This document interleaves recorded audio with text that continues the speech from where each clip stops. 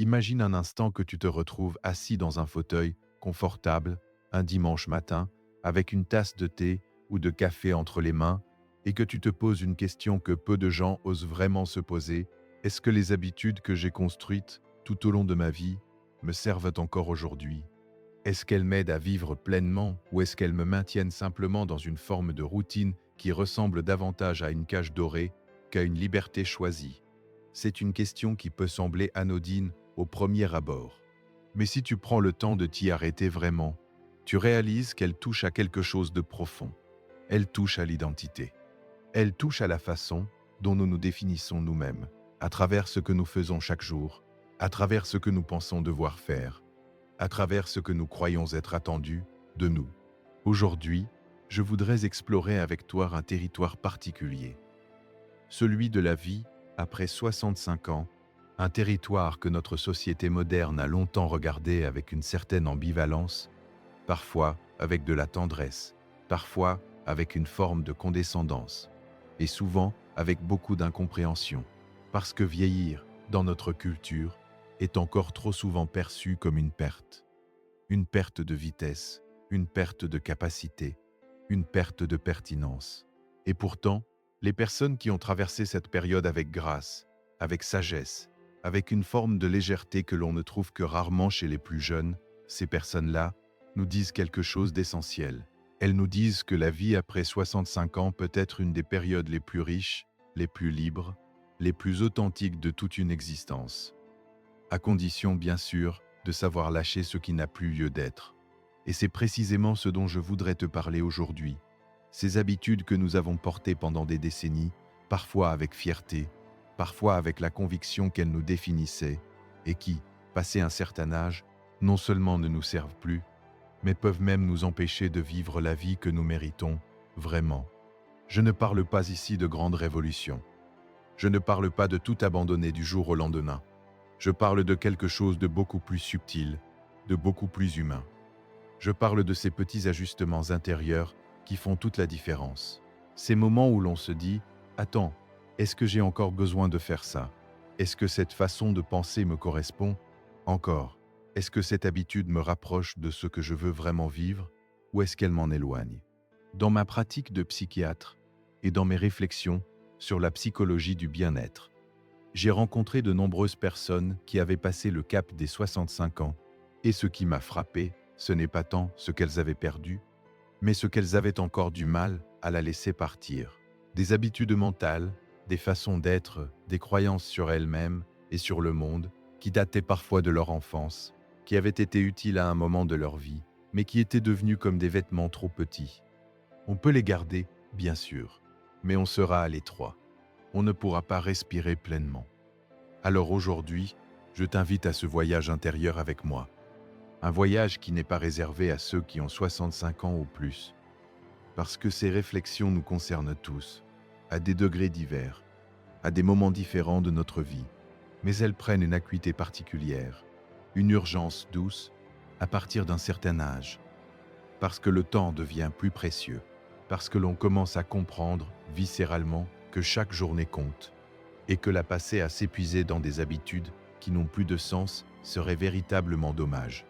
Installe-toi confortablement, respire et laisse-toi accompagner dans cette réflexion que j'espère utile, apaisante et peut-être même libératrice. La première habitude dont je voudrais te parler est celle que j'appellerais l'habitude de se justifier. Cette tendance, souvent profondément ancrée, à expliquer ses choix, à se défendre de ses décisions, à chercher l'approbation des autres avant d'agir. C'est une habitude qui a une histoire, elle a une origine. Et pour la comprendre vraiment, il faut remonter un peu en arrière. Quand nous sommes enfants, nous avons besoin de l'approbation de nos parents pour survivre, au sens le plus littéral du terme.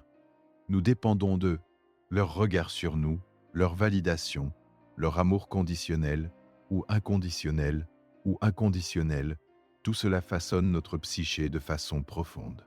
Puis en grandissant, nous entrons dans des structures sociales, scolaires, professionnelles, qui continuent de nous évaluer, de nous noter, de nous juger. Et nous apprenons, souvent très tôt, que pour être acceptés, pour avoir notre place, nous devons nous justifier. Nous devons expliquer pourquoi nous faisons ceci plutôt que cela. Nous devons rendre des comptes. Et pendant longtemps, cette habitude a du sens. Dans un contexte professionnel, par exemple, savoir expliquer ses choix, savoir rendre compte de ses décisions. C'est une compétence précieuse. Dans une relation de couple naissante, savoir communiquer sur ses besoins, savoir expliquer ses attentes, c'est essentiel. Mais quelque chose se passe, ou plutôt quelque chose devrait se passer. À partir d'un certain âge, on devrait commencer à comprendre que l'on n'a plus besoin de la même façon de l'approbation des autres pour exister. Je pense à une femme que j'ai rencontrée il y a quelques années. Elle avait 68 ans. Elle était à la retraite depuis 3 ans. Et elle me racontait, avec une certaine frustration, qu'elle se sentait obligée d'expliquer à ses enfants, à ses amis, à ses anciens collègues, pourquoi elle avait décidé de ne pas partir en voyage cet été-là. Pourquoi elle préférait rester chez elle, lire, jardiner, prendre le temps de rien faire. Elle me disait « Je sais que c'est ce dont j'ai besoin, mais j'ai l'impression de devoir me défendre. » Comme si rester chez soi était une faute. Comme si ne pas être occupé était une forme d'échec. Ce que cette femme vivait, c'est quelque chose que beaucoup de gens ressentent à cet âge-là. Cette tension entre ce que l'on sait être bon pour soi et ce que l'on croit devoir montrer aux autres. Cette tension entre l'authenticité et la performance sociale. Et ce qui est remarquable, c'est que cette tension n'est pas due à une pression extérieure réelle. Les gens autour d'elle ne lui demandaient pas vraiment de se justifier. C'était une pression intérieure, une habitude mentale, une voix intérieure qui disait « Tu dois expliquer, tu dois te défendre, tu dois mériter ta place ». Après 65 ans, cette habitude n'a plus de sens. Et je dis cela avec beaucoup de douceur, mais aussi avec beaucoup de conviction, parce que l'une des libertés les plus profondes que l'on peut s'accorder en vieillissant, c'est celle de ne plus avoir à se justifier. De faire ses choix avec discernement, oui, d'être attentif aux autres, oui, mais de n'avoir plus besoin de leur approbation pour se sentir légitime dans sa propre vie. Il y a une phrase que j'aime beaucoup, qui vient du philosophe Marc Aurèle, et qui dit en substance « La tranquillité de l'âme ne dépend pas de ce que les autres pensent de toi, mais de ce que tu penses de toi-même. » Et cette sagesse, qui date de près de 2000 ans, est d'une actualité saisissante, parce que nous vivons dans un monde où les réseaux sociaux, où le regard des autres, où la validation externe est devenue une sorte de drogue, et se libérer de cette dépendance, même partiellement, même progressivement, c'est un acte de santé mentale profond. Alors, comment fait-on concrètement? Comment commence-t-on à lâcher cette habitude de se justifier? Je crois que cela commence par une prise de conscience simple.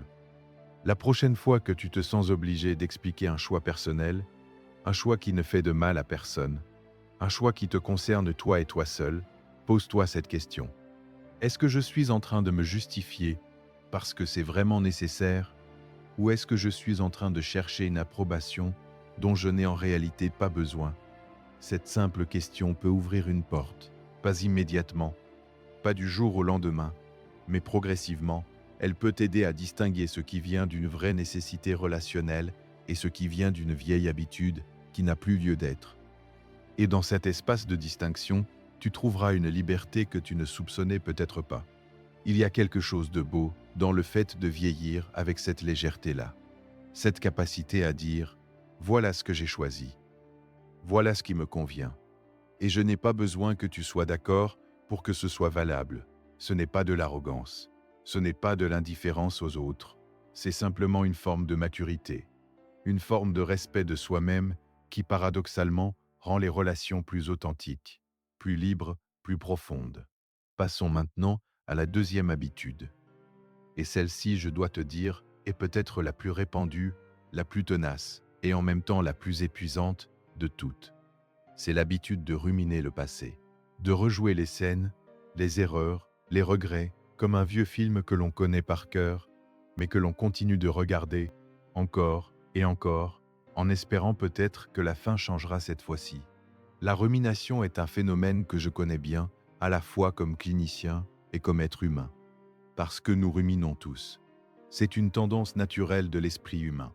Notre cerveau est câblé pour analyser les événements passés, pour chercher des patterns, pour tirer des leçons. c'est une fonction adaptative. Elle nous a permis de survivre en tant qu'espèce. Mais comme beaucoup de fonctions adaptatives, elle peut devenir dysfonctionnelle quand elle prend trop de place, quand elle devient automatique, quand elle se transforme en boucle sans fin. Je pense à un homme que j'ai suivi pendant plusieurs années. Il avait 71 ans quand je l'ai rencontré.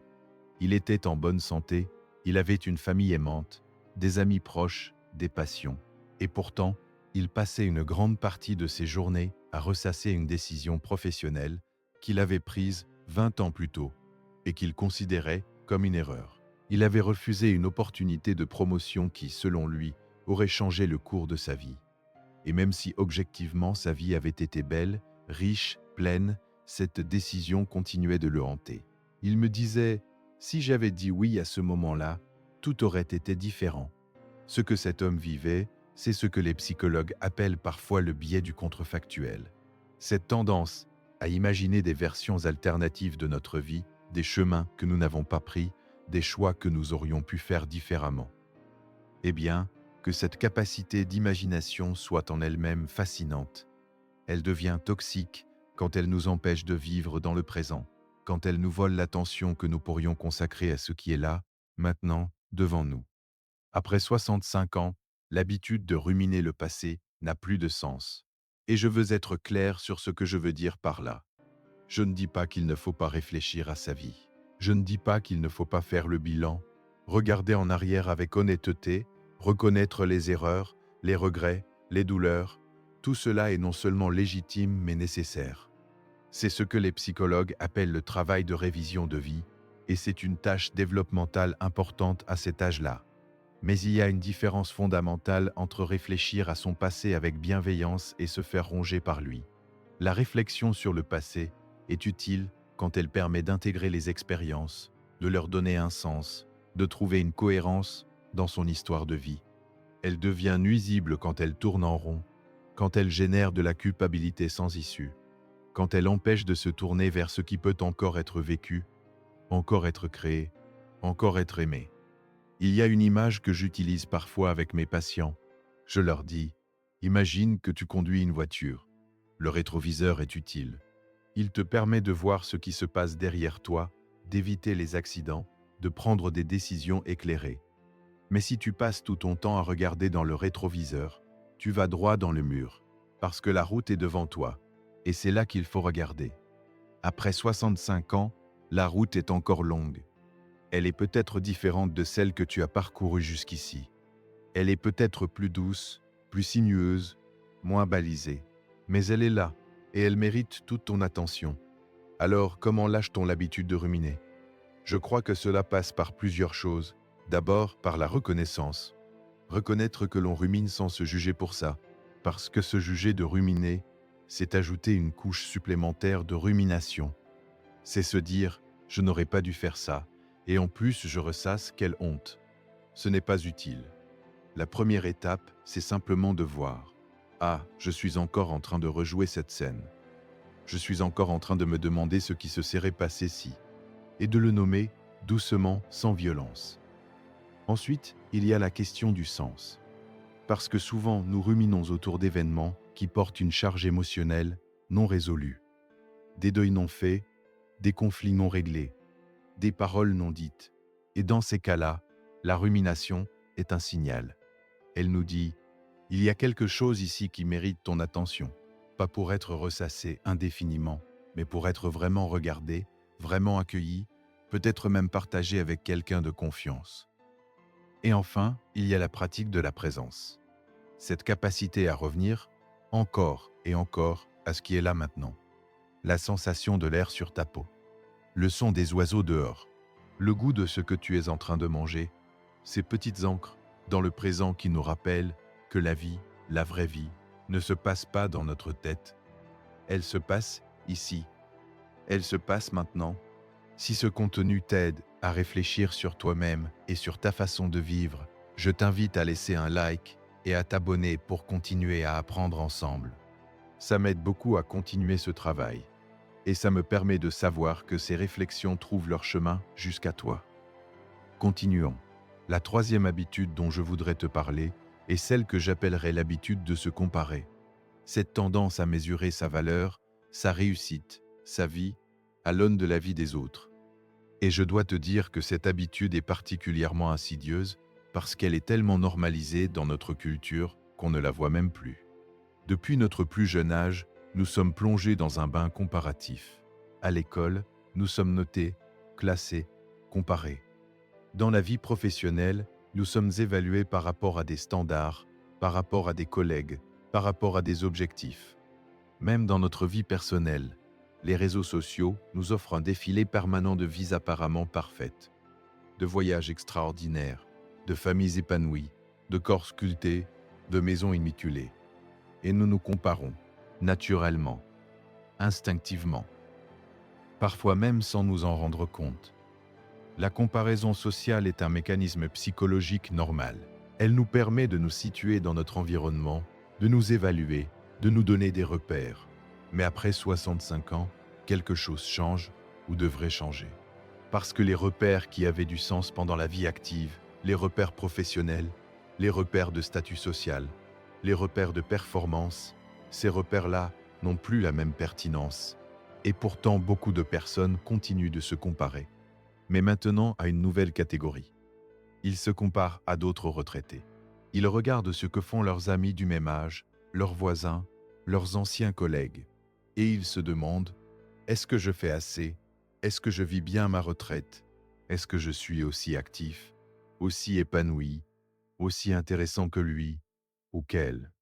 Je me souviens d'une conversation avec un homme de 67 ans, quelques mois après son départ à la retraite. Il me disait, mon ami d'enfance fait du bénévolat, apprend l'espagnol, fait de la randonnée tous les week-ends. Et moi, j'ai l'impression de ne rien faire de bien. Je passe mes matinées à lire. Je fais un peu de jardinage. Je vois mes petits-enfants. C'est suffisant, ça. Est-ce que c'est une bonne retraite?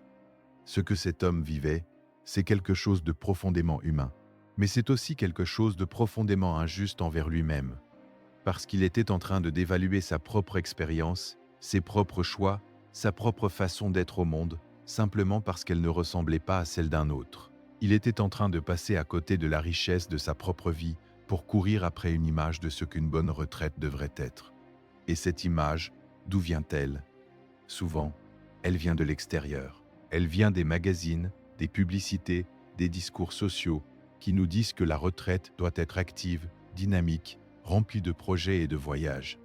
Et ces images ne sont pas mauvaises en elles-mêmes. Mais elles deviennent toxiques quand elles deviennent des normes auxquelles on se sent obligé de se conformer au détriment de ce que l'on est vraiment.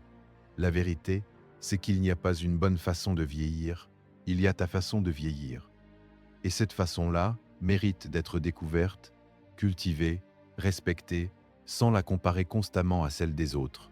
Parce que tu es unique, ton histoire est unique, tes besoins sont uniques. Et la vie que tu construis après 65 ans devrait être le reflet de cette unicité, pas une copie de ce que les autres font ou de ce que la société attend de toi. Il y a une chose que j'ai observée chez les personnes qui vieillissent avec le plus de sérénité. Ce n'est pas qu'elles font plus de choses.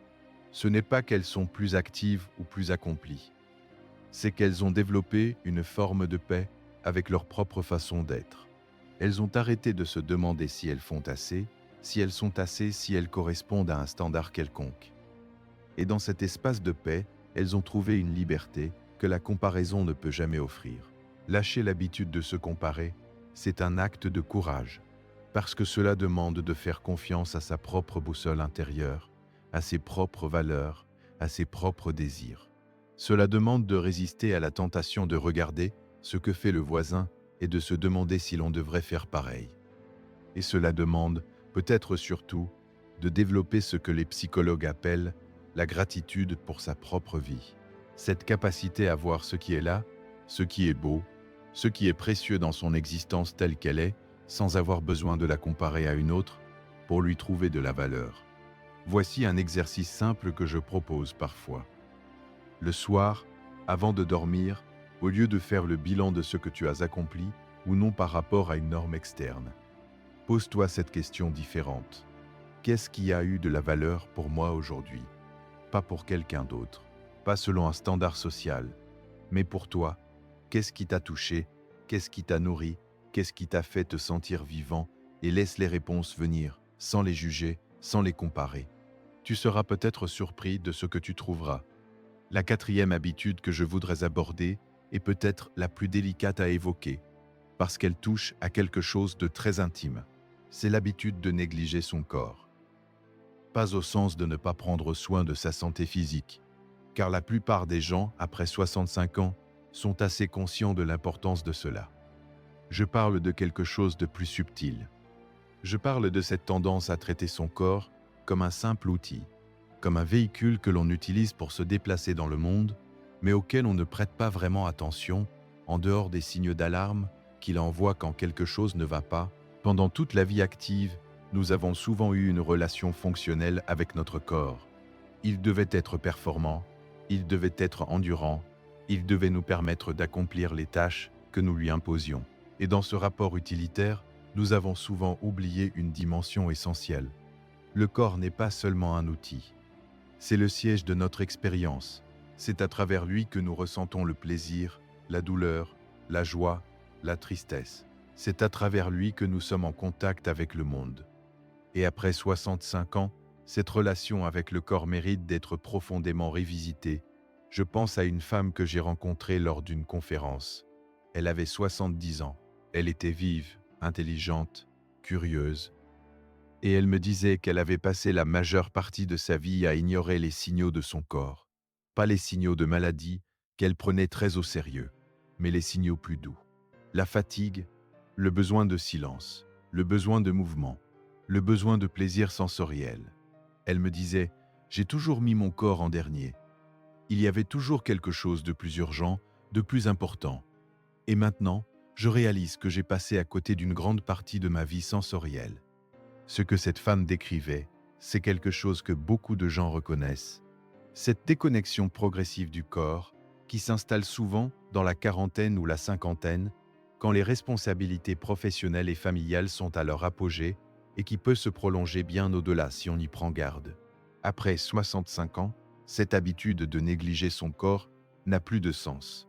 Et je veux être précis sur ce que je veux dire. Je ne parle pas de courir des marathons ou de pratiquer des sports extrêmes.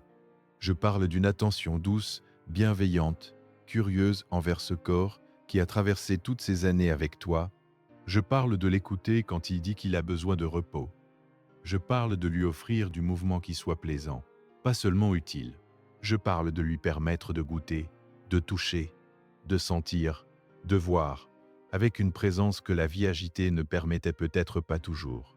Il y a des recherches fascinantes sur ce qu'on appelle le vieillissement actif, qui montrent que les personnes qui maintiennent une relation positive et attentive avec leur corps, qui pratiquent une activité physique régulière et adaptée, qui accordent de l'importance au plaisir sensoriel, à la bonne nourriture, au contact physique, à la nature, ces personnes vieillissent non seulement en meilleure santé physique, mais aussi en meilleure santé mentale.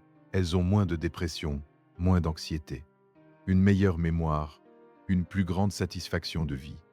Et ce n'est pas un hasard, parce que le corps et l'esprit ne sont pas séparés. Ils sont une seule et même chose. Ce que nous faisons à notre corps, nous le faisons à notre esprit. Et ce que nous faisons à notre esprit, nous le faisons à notre corps. Cette unité, cette totalité, c'est quelque chose que les traditions de sagesse du monde entier ont toujours su et que la science moderne commence à confirmer avec de plus en plus de précision. Alors, comment renoue-t-on avec son corps après des années de relations fonctionnelles? Je crois que cela commence par de petites choses, par s'arrêter le matin avant de se lever et de simplement sentir son corps. Pas pour l'évaluer, pas pour le juger, pas pour vérifier si quelque chose va ou ne va pas, simplement pour le sentir. Pour être là, dans cette chair, dans ces os, dans cette respiration qui continue fidèlement depuis le premier jour.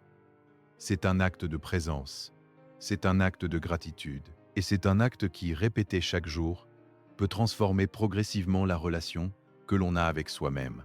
Si tu apprécies ces réflexions et que tu trouves qu'elles t'apportent quelque chose, n'oublie pas de t'abonner et de laisser un commentaire. Ça m'aide vraiment à comprendre ce qui résonne pour toi et ça me motive à continuer à explorer ces thèmes avec toi. Voici maintenant la cinquième et dernière habitude dont je voudrais te parler.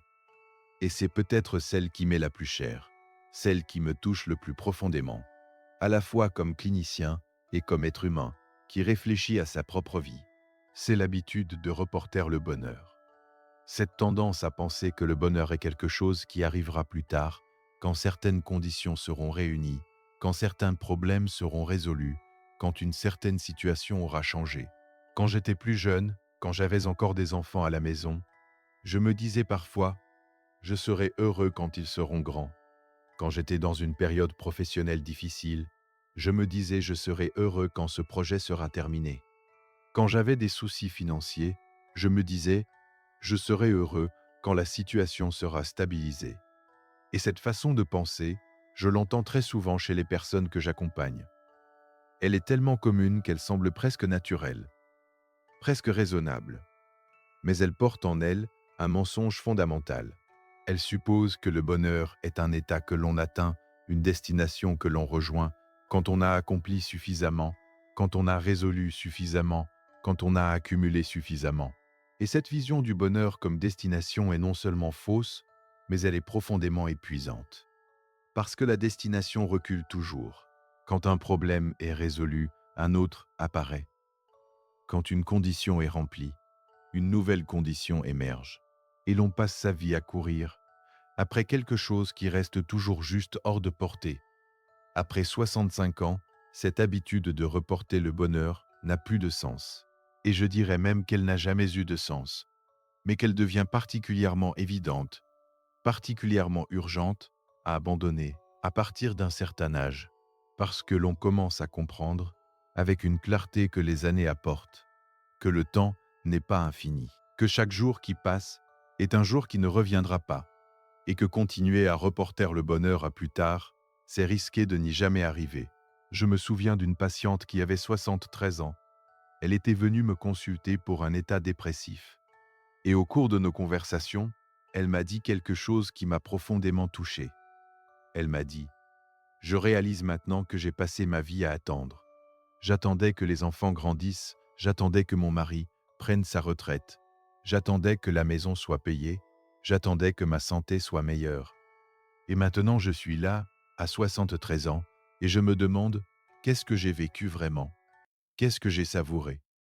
Qu'est-ce que j'ai aimé pleinement, sans réserve, sans me dire que ce n'était pas encore le bon moment? » Ces mots m'ont hanté longtemps, parce qu'ils disaient quelque chose d'essentiel sur la façon dont nous habitons notre vie, sur la façon dont nous pouvons passer à côté de notre propre existence en attendant qu'elle commence vraiment. Le bonheur, dans sa forme la plus authentique, n'est pas une destination. C'est une façon d'être présent à ce qui est là. C'est cette capacité à trouver de la valeur, de la beauté, de la joie dans les moments ordinaires, dans la lumière du matin qui filtre par la fenêtre, dans le rire d'un petit enfant, dans la saveur d'un repas simple, dans la chaleur d'une conversation amicale, dans le silence d'une promenade solitaire. Ce sont ces moments-là, ces moments qui semblent si anodins, si ordinaires, qui constituent la trame de ce que nous appellerons un jour une belle vie. Et cela ne veut pas dire qu'il ne faut pas avoir de projet, pas avoir de désir, pas travailler vers quelque chose.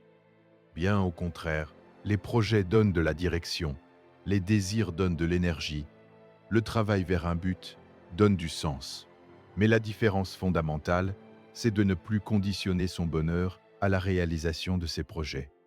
C'est de pouvoir dire « je travaille vers cet objectif » et en même temps, je suis déjà en train de vivre. Je suis déjà en train de savourer. Je suis déjà en train d'être heureux, ici, maintenant, dans ce mouvement vers quelque chose. Cette distinction peut sembler subtile, mais dans la pratique, elle change tout. Elle change la texture de chaque journée.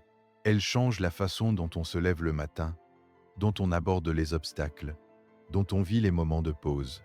Elle transforme la vie d'une course vers une danse. Il y a une pratique que je recommande souvent et qui est d'une simplicité presque déconcertante.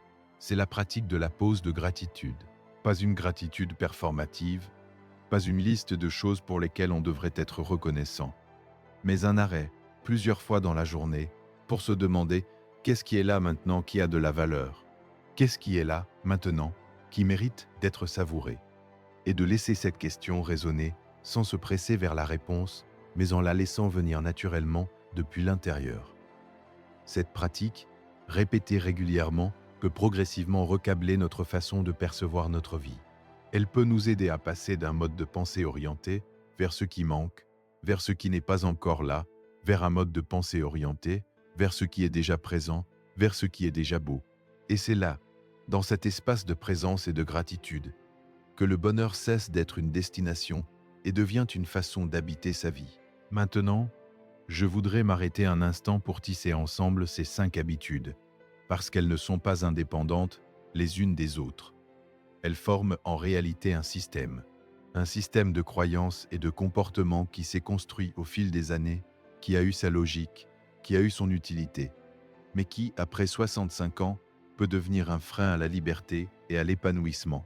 L'habitude de se justifier, l'habitude de ruminer le passé, l'habitude de se comparer, l'habitude de négliger son corps, l'habitude de reporter le bonheur. Ces 5 habitudes ont en commun quelque chose de fondamental. Elles nous éloignent toutes de nous-mêmes. Elles nous éloignent du moment présent.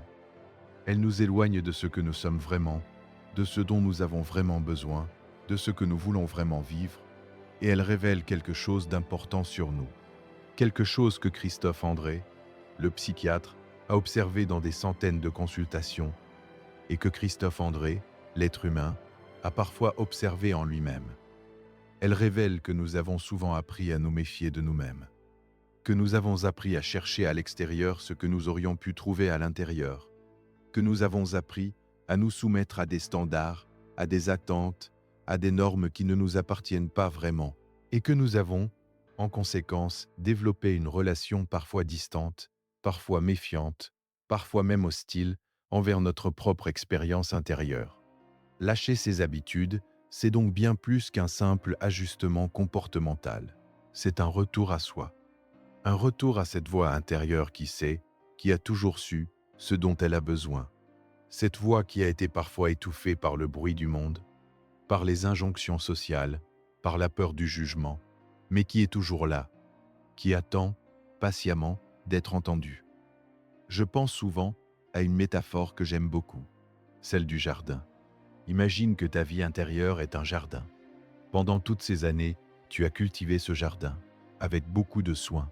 Tu as planté des graines, tu as arrosé, tu as taillé, tu as travaillé dur. Et le jardin a produit des fruits magnifiques. Une carrière, une famille, des amitiés, des accomplissements. Mais dans ce travail intense, tu as peut-être laissé pousser aussi quelques mauvaises herbes. Ces habitudes dont nous parlons aujourd'hui. Et maintenant, à 65 ans et au-delà, tu as le temps, tu as la sagesse. Et tu as la liberté de revenir dans ce jardin avec un regard différent. Pas pour tout arracher, pas pour tout recommencer, mais pour dégerber doucement, pour laisser de l'espace à ce qui veut vraiment pousser, pour laisser entrer la lumière là où elle a été trop longtemps absente. C'est un beau travail, c'est un travail de toute une vie. Et il n'est jamais trop tard pour le commencer. Je voudrais aussi te parler de quelque chose que j'ai observé chez les personnes qui traversent cette période de leur vie, avec le plus de grâce, et c'est cette capacité à développer ce que j'appellerais une amitié avec soi-même. Une vraie amitié, pas une complaisance, pas un narcissisme, mais une amitié authentique. La même bienveillance que l'on offrirait à un ami cher. La même patience, la même indulgence face aux imperfections. La même joie dans les réussites, même petites. Nous sommes souvent beaucoup plus durs envers nous-mêmes que nous ne le serions envers quelqu'un que nous aimons. Nous nous critiquons avec une sévérité que nous n'oserions jamais appliquer à un ami. Nous nous reprochons des choses que nous pardonnerions instantanément à un autre. Et cette dureté envers soi-même est l'une des sources les plus profondes de souffrance psychologique que j'ai observées dans ma pratique. L'autocompassion, ce terme qui peut sembler un peu technique, mais qui désigne simplement cette capacité à se traiter avec la même gentillesse que l'on offrirait à un ami, est l'une des compétences psychologiques les plus importantes que l'on puisse développer. Et elle prend une dimension particulièrement précieuse après 65 ans, quand le regard que l'on pose sur sa propre vie, sur ses propres choix, sur ses propres erreurs, peut être chargé de tant de jugements accumulés. Se traiter avec bienveillance, c'est reconnaître que l'on a fait de son mieux avec ce que l'on avait à chaque moment de sa vie. C'est reconnaître que les erreurs font partie de l'expérience humaine. qu'elles ne définissent pas notre valeur, qu'elles ne résument pas qui nous sommes. C'est reconnaître que la vie est complexe, que les choix sont rarement simples et que nous méritons la même compréhension que nous offrons si facilement aux autres. Et cette bienveillance envers soi-même, paradoxalement, ne nous rend pas moins responsables. Elle ne nous rend pas moins capables de nous améliorer, de grandir, de changer. Au contraire, les recherches en psychologie montrent que les personnes qui pratiquent l'autocompassion sont plus capables de reconnaître leurs erreurs, plus capables de les corriger, plus capables de prendre des risques et d'essayer de nouvelles choses, parce qu'elles ne craignent pas autant l'échec, parce qu'elles savent que même si elles échouent, elles seront là pour elles-mêmes. Elles ne se puniront pas indéfiniment. Elles se relèveront, elles apprendront et elles continueront. Si tu es en train de m'écouter et que ces mots trouvent un écho en toi, je t'encourage vraiment à t'abonner et à partager cet épisode avec quelqu'un qui pourrait en avoir besoin. Parce que ces réflexions méritent d'être partagées, elles méritent de circuler. Et chaque personne qui les entend peut, à son tour, faire quelque chose de beau avec elles. Je voudrais maintenant aborder un aspect de cette période de vie qui est souvent sous-estimé et qui pourtant est l'un des plus riches. C'est la question du sens. Après 65 ans, et surtout après le départ à la retraite, beaucoup de personnes se retrouvent face à une question qui peut être à la fois exaltante et déstabilisante. Qu'est-ce qui donne du sens à ma vie maintenant? Parce que pendant des décennies, le sens était souvent fourni par des structures extérieures. Le travail, la famille, les obligations sociales. Et quand ces structures s'allègent ou disparaissent, on peut se retrouver dans un espace qui ressemble à un vide. Un espace qui peut être anxiogène si on ne sait pas comment l'habiter. Mais je voudrais te proposer une façon différente de regarder cet espace. Pas comme un vide, mais comme une ouverture. Pas comme une perte de sens, mais comme une invitation à découvrir un sens plus authentique, plus personnel, plus profondément aligné avec qui l'on est vraiment. Le philosophe Viktor Frankl, qui a survécu au camp de concentration et qui a fondé la logothérapie, une forme de psychothérapie centrée sur le sens, disait que le sens ne se crée pas. Il se découvre. Il est là, dans nos valeurs les plus profondes, dans ce qui nous touche vraiment, dans ce qui nous fait vibrer, dans ce qui nous connecte aux autres et au monde. Et il nous appartient de le chercher, de l'écouter, de le suivre. Après 65 ans, cette recherche de sens prend une forme nouvelle. Elle n'est plus dictée par les nécessités de la vie active. Elle peut être plus libre, plus choisie, plus vraie. Et c'est là que les habitudes dont nous avons parlé aujourd'hui entrent en jeu. Parce que tant que l'on se justifie constamment, tant que l'on rumine le passé, tant que l'on se compare aux autres, tant que l'on néglige son corps, tant que l'on reporte son bonheur, on ne peut pas vraiment entendre cette voix intérieure qui sait ce qui a du sens.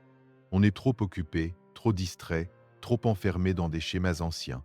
Mais quand on commence à lâcher ses habitudes, même progressivement, même imparfaitement, quelque chose se libère. Un espace intérieur s'ouvre, et dans cet espace, on commence à entendre des choses que l'on n'entendait plus. Des désirs oubliés, des passions mises de côté, des relations que l'on avait négligées, des créativités que l'on avait étouffées, des questions que l'on n'avait jamais le temps de se poser vraiment. J'ai rencontré des personnes qui, après 65 ans, ont commencé à peindre pour la première fois de leur vie. D'autres qui ont repris des études. D'autres qui se sont engagés dans des causes qui leur tenaient à cœur depuis longtemps. D'autres encore qui ont simplement décidé de ralentir, de prendre le temps, de vivre moins vite et plus profondément. Et ce qui est remarquable, c'est que toutes ces personnes, aussi différentes que soient leurs choix, avaient en commun cette même lumière dans les yeux, cette même façon de parler de leur vie avec une présence, une authenticité, une joie qui n'avait rien à voir avec la performance ou la réussite sociale. C'était quelque chose de plus intime, de plus vrai. C'était la lumière de quelqu'un qui vit en accord avec lui-même. Et c'est cela, finalement, que je voudrais te laisser comme message aujourd'hui. Pas une liste de choses à faire ou à ne pas faire. Pas une recette du bonheur après 65 ans, mais une invitation. Une invitation à te demander, avec douceur et avec courage, quelles sont les habitudes qui te servent encore vraiment et lesquelles tu pourrais commencer à lâcher, progressivement, bienveillamment, pour faire de la place à quelque chose de plus vivant, de plus vrai, de plus toi. Parce que vieillir, dans le sens le plus beau et le plus profond du terme, ce n'est pas perdre, c'est distiller. C'est garder l'essentiel et laisser partir ce qui ne l'est plus. C'est devenir, avec le temps, de plus en plus soi-même, de plus en plus libre, de plus en plus capable de vivre avec une présence et une authenticité que la jeunesse, avec toute son énergie et toute son urgence, ne permettait peut-être pas. Il y a une sagesse dans le vieillissement que notre culture a souvent du mal à reconnaître. Une sagesse qui vient de l'expérience, bien sûr, mais aussi de cette capacité qui se développe avec les années à distinguer ce qui compte vraiment de ce qui ne compte pas, à ne plus se laisser emporter par des urgences qui ne sont pas vraiment urgentes, à ne plus se laisser définir par des regards qui ne méritent pas autant de pouvoir, à trouver de la valeur dans des choses simples, des choses proches, des choses qui sont là, à portée de main, à portée de cœur. Cette sagesse, elle ne vient pas automatiquement avec l'âge, elle se cultive, elle se choisit, et elle commence, souvent, par ce genre de réflexion, par ce moment où l'on s'arrête et où l'on se demande « est-ce que je vis vraiment ? Est-ce que je suis présent à ma propre vie ? Est-ce que les habitudes que je porte me rapprochent ou m'éloignent de qui je veux être ?» Je voudrais te partager une dernière image avant de conclure. Imagine un arbre en automne. Ses feuilles tombent, une par une, doucement, inexorablement. Et on pourrait voir cela comme une perte, comme un appauvrissement, comme quelque chose de triste. Mais si on regarde de plus près, on voit que l'arbre ne perd pas ses feuilles par faiblesse. Il les lâche par sagesse. Il sait que pour traverser l'hiver, pour se préparer au printemps suivant, il doit se délester de ce qui était utile, en son temps, mais qui n'est plus nécessaire maintenant. Et dans ce lâcher, dans ce dépouillement progressif, l'arbre révèle quelque chose de plus essentiel, sa structure profonde, ses branches, ses ramifications, la beauté de sa forme fondamentale.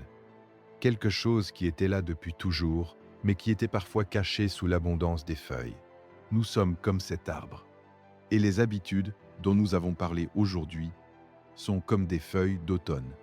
Il est temps, peut-être, de les laisser tomber, doucement, sans regret, avec la confiance que ce qui reste, ce qui est vraiment toi, ce qui est vraiment essentiel, sera là, solide, vivant, prêt pour le printemps qui vient. Voilà, nous arrivons au terme de ce voyage intérieur. Et avant de te laisser, je voudrais récapituler brièvement les 5 habitudes dont nous avons parlé, non pas pour les ancrer comme une liste à mémoriser, mais pour te les offrir comme des repères, des points d'ancrage vers lesquels tu pourras revenir quand tu en auras besoin. La première habitude à lâcher, c'est celle de se justifier constamment. Après 65 ans, tu as le droit de faire tes choix, sans avoir besoin de l'approbation des autres. Tu as le droit d'être toi-même, pleinement, sans te défendre. La deuxième habitude, c'est celle de ruminer le passé. Ton histoire mérite d'être regardée avec bienveillance, intégrée avec sagesse. Mais elle ne mérite pas d'être ressassée indéfiniment au détriment du présent qui t'attend. La troisième habitude, c'est celle de se comparer. Ta vie est unique. Tes choix sont uniques. Et leur valeur ne dépend pas de leur ressemblance avec la vie ou les choix d'un autre. La quatrième habitude, c'est celle de négliger son corps. Ce corps qui t'a accompagné tout au long de ta vie mérite maintenant une attention douce, bienveillante, curieuse. Il est le siège de ton expérience. Il mérite d'être écouté, respecté, nourri. Et la cinquième habitude, peut-être la plus importante de toutes, c'est celle de reporter le bonheur. Le bonheur n'est pas une destination. Il est dans le chemin. Il est dans les moments ordinaires. Il est là, maintenant, si tu acceptes de le voir. Ces 5 habitudes, en les lâchant progressivement, en les remplaçant par plus de présence, plus de bienveillance envers soi-même, plus d'authenticité, plus d'attention au moment présent. Tu ouvres la porte à une façon de vivre qui mérite vraiment d'être appelée une belle vie. Et je veux terminer avec quelque chose que je crois profondément. Il n'est jamais trop tard. Jamais trop tard pour changer une habitude. Jamais trop tard pour découvrir quelque chose de nouveau en soi-même. Jamais trop tard pour commencer à vivre plus pleinement, plus librement, plus vraiment. Chaque matin qui se lève est une nouvelle invitation, une nouvelle possibilité, un nouveau souffle. Tu as traversé des décennies de vie, Tu as accumulé une sagesse que tu ne mesures peut-être pas encore pleinement. Tu as en toi des ressources, des forces, des capacités d'adaptation et de résilience qui sont le fruit de tout ce que tu as vécu. Et maintenant, avec cette sagesse, avec ces ressources, avec cette liberté nouvelle que les années peuvent apporter, tu as l'opportunité de vivre quelque chose de vraiment beau. Je te fais confiance pour saisir cette opportunité.